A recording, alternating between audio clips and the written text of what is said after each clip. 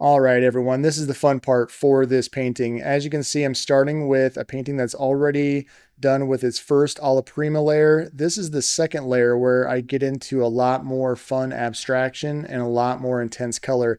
If you want to see the first layer, go over to my YouTube channel and check out the first layer in the previous video. It's last week's video. But this layer, this is about turning on a different part of my brain to work on the abstraction and some other interesting things. I like to break out a lot of tools for this part of the video. I usually start with some brushes, but then I jump into some palette knives and some other tools that I have around that will give this some interesting texture. When this painting is done at the end of this video, I think it's all the way done, but you never know. I could decide it needs a couple extra things.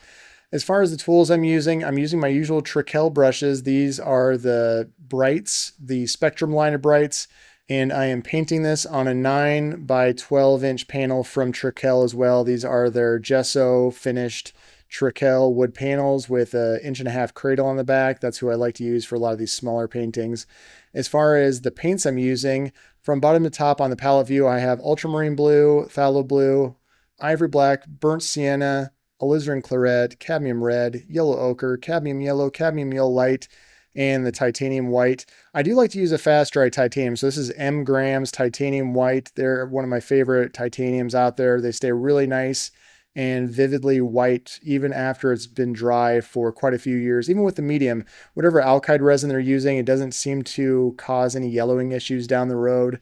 And as far as mediums, I am just using some linseed oil and a little bit of 2 parts stand oil and 4 parts odorless mineral spirits for that little container in the top left corner of the palette. So as you can see from the palette, there are some additional colors that are above the really intense colors. I was doing a little bit of touch-ups before I started this abstraction process. So those colors were just there to kind of touch some things up. So I'm not really using those too much. Towards the end, I do go back and touch up a few more things with those colors on the top row of my palette, but this is mainly about really adding some intense color and some unique things.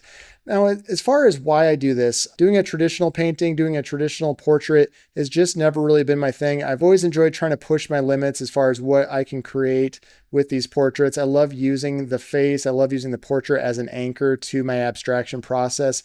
I could do this with a lot of things. I've done this with still lifes. I've done this with landscapes, but portraits have been my favorite thing to really focus on for the last few years. I've always thought about going back into landscapes and still lifes, but for now, portraits are definitely my favorite thing.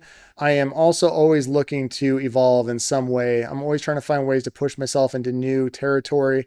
I have been focusing on this series for quite a while though, because it is an area where I feel like there's always more I can do to improve it, to make it better.